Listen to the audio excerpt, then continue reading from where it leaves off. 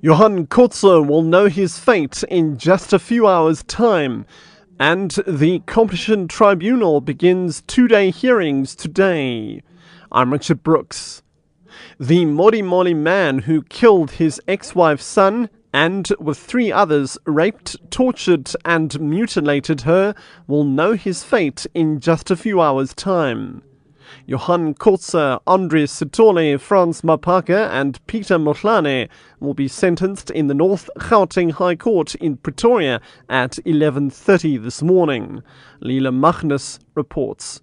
Johan Kotze indicated that he wants to speak to the media today after his sentencing. It is unclear if authorities will allow him the opportunity. Ina Bonet earlier also indicated that she will only give comment once the men have been sentenced. The sentencing today will be the final chapter in a case that caused an outcry in the country. The state asked for life sentences for all of the accused, while the defence advocates asked that the sentences run concurrently and be less than life. Apartheid-era Defence Forces Surgeon General Neil Noble faces a grilling in the Wouter-Basson hearing today. The Health Professionals Council hearing into Basson's conduct as a chemical warfare expert continues in Pretoria. Basson, a practicing cardiologist, is accused of acting unethically in supplying weaponized tear gas to Angola's UNITA leader, Jonas Savimbi, among other things. Maluti Oboseng reports. Advocate Solly Joubert is expected to cross-examine Dr. Knobel on an affidavit he submitted to the Truth and Reconciliation Commission in 1996. This despite Dr. Knobel protesting that certain information he knows is classified. Among other unethical charges facing Basson is acting unethically by providing disorientating substances for cross-border kidnappings and making cyanide capsules available for distribution to operatives to commit suicide. South Africa's Defence Force has denied reports that SANDF soldiers have been engaged in combat with rebels in the DRC. Reports have claimed that South African troops serving with the UN force in the DRC were engaged in tough fighting near the key eastern town of Goma.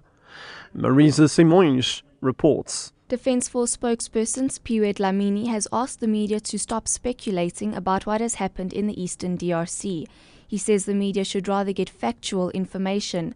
Dlamini says the SANDF has consistently indicated that it has not engaged any rebel forces in the DRC. The Competition Tribunal will begin two-day hearings today on the Competition Commission's settlement with 15 construction firms found guilty of bid rigging. Last month, the Commission and the 15 firms agreed on fines amounting to 1.46 billion rand for collusive tendering related to projects concluded between 2006 and 2011. The firms Wilson Bailey Holmes Ofcon, Murray and Roberts, Stefanuti Stocks and Aveng received the heaviest fines.